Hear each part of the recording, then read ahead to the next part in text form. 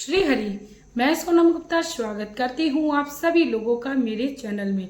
दोस्तों, घर के मुख्य द्वार पर जल का छिड़काव करने के काफी चमत्कारिक फायदे होते हैं। आज की वीडियो में मैं आप लोगों को बताऊंगी कि आखिर घर के मुख्य द्वार पर जल छिड़कना क्यों आवश्यक है, आखिर इसका क्या प्रभाव हमारे जीवन में पड़ता है, हमारे जीवन में हमें कैसे सफलता प्राप्त होती है मात्र घर के मुख्य द्वार पर जल छिड़कने से। तो दोस्तों, चलिए वीडियो को शुरू करते हैं। उससे पहले मैं मेरे आराध्य श्री लक्ष्मी नारायण को मैं कोटि कोटि प्रणाम करती हूँ, मैं उनको कोटि कोटि नमस्कार करती हूँ।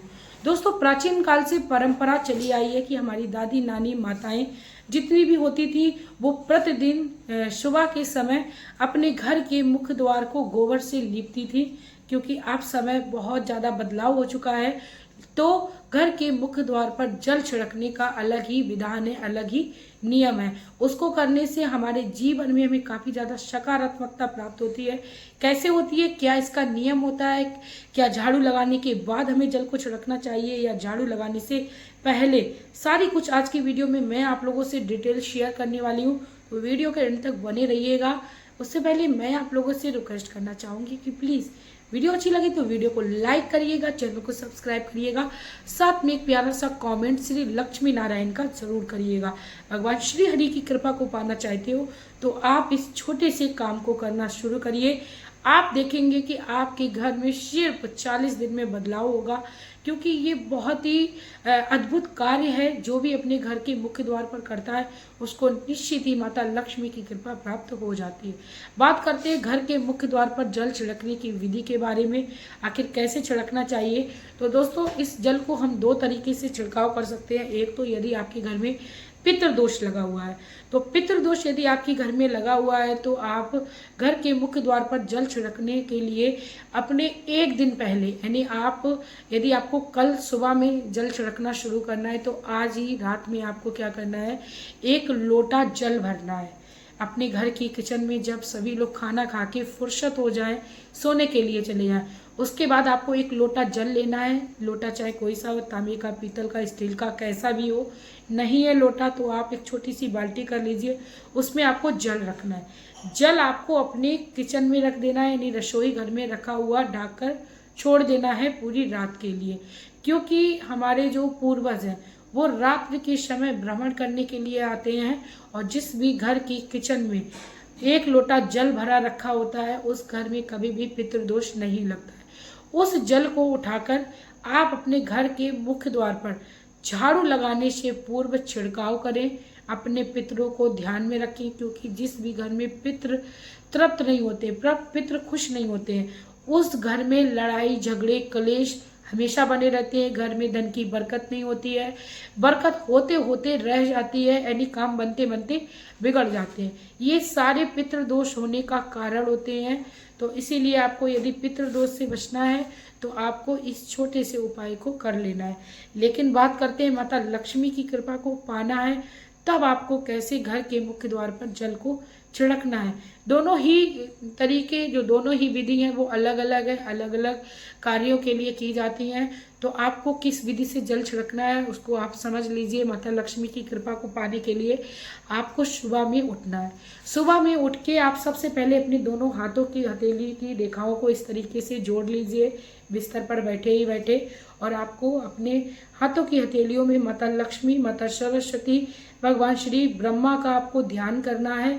और आपको बोलना है, कराग्रे बस्ते लक्ष्मी, कर मध्य सरस्वती, कर मूलेति गोविंद, प्रभाते कर दर्शनम, समुद्र वशने देवी, पार्वती स्तंडमंडले, विष्णुपत्नी नमस्योभ्यम, पादम पक्षम समशमे।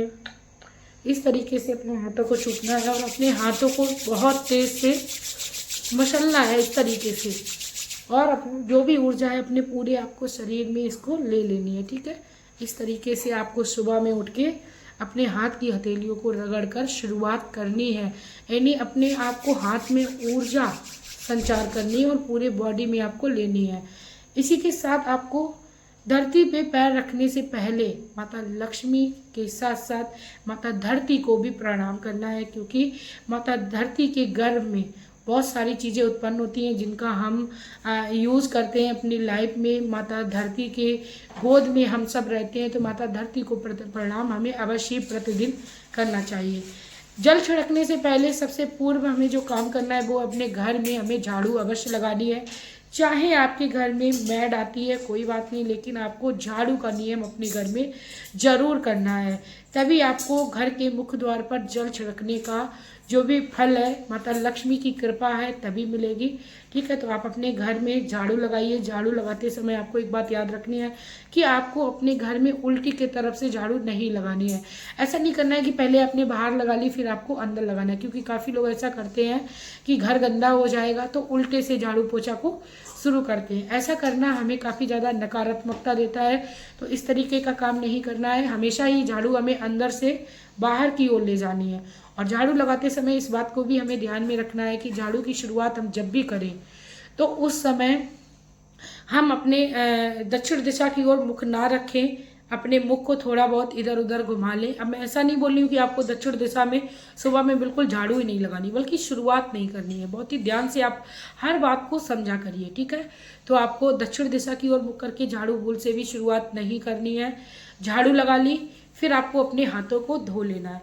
हाथों को धोने के बाद आप एक पूजा का कोई भी लोटा ले सकते हो, चाहे तांबे का हो, पीतल का हो, स्टील का हो, कोई सा भी हो। एक लोटा लेना है, उसमें आपको एक अच्छा शुद्ध जल भरना है। चाहे आप नल से ले लीजिए, नल नहीं आपके घर में लगाए तो आप आरओ का भी जल इस्तेमाल कर सकती हैं। उस जल को भर के भगवान श्री हरि का ध्यान करते हुए अपने घर के मुख्य द्वार तक ले जाना है।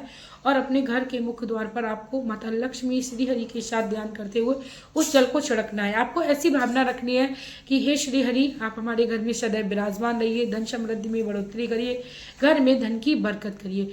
इस तरीके का ध्यान करते हुए यदि आप अपने घर के मुख्य द्वार पर जल को छिड़कना शुरू करती हैं, और ये चीज़ आप और एक चीज़ सुन लीजिए कि आपको ये जो कार्य है वो एक दिन, 2 दिन या महीने, 2 महीने नहीं करना है, बल्कि आपको लगातार सालों तक ये काम करना है। हमारे जितने भी ऋषि मुनि हुए हैं उन्होंने युगों युगों तक तपस्या की है, तब जाके भगवान की प्राप्ति हुई है।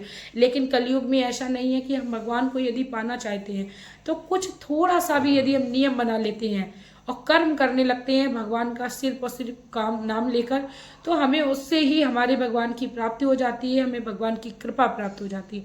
सिर्फ और सिर्फ हमें नियम बनाना होता है। तो ये जो कार्य है वो कंटिन्यू हमें अपनी लाइफ में उतार लेना है कि हमें करना ही करना है पर डे। क्योंकि इस नियम को करने के लिए ना तो आपको स्नान की ज़रूरत है, यानी बिना नहाए आप इस काम को कर सकते हो, और आप इसका प्रभाव जो है वो बहुत ही अच्छा देखेंगे, चमत्कारिक लाभ मिलेगा। इस नियम को करके देखिए, बहुत ही ज़्यादा प्रभावशाली है। और आप मुझसे खुद ही कमेंट में कहेंगे आके कि दीदी आपने जो भी उपाय बताया बहुत ही ज़्यादा काम कर रहा है, हमारे जीवन में अब खुशियाँ ही खुशियाँ होने लगी हैं। तो दोस्तों ये था छोटा सा कार्य, आपको अपने जीवन में बिना नहाए, बिना आपको किसी भी तरीके की मेहनत की करना है। करके देखिए, आपके बच्चे, आपके परिवार, आपके पति में आप अलग ही बदलाव देखेंगे। घर में सुख समृद्धि आने लगेगी, धन की बरकत होने लगेगी, सारे दुख आपके जीवन से चले जाएंगे और सारे रास्ते अपने आप खुलते चले जाएंगे। मिलते हैं नई वीडियो में नई जानकारी के साथ, तब तक के लिए हंसते रहिए, मुस्कुराते रहिए, श्री हरि की कृपा को पाते रहिए। शुभ कर्मों को करना बिल्कुल ना भूलें, क्योंकि जब हम अपने जीवन में शुभ कर्मों को करते हैं तो रिजल्ट हमें अपने आप मिलता है। आज नहीं तो कल भगवान हमें उसका फल अवश्य देते हैं। जय हो श्री हरि।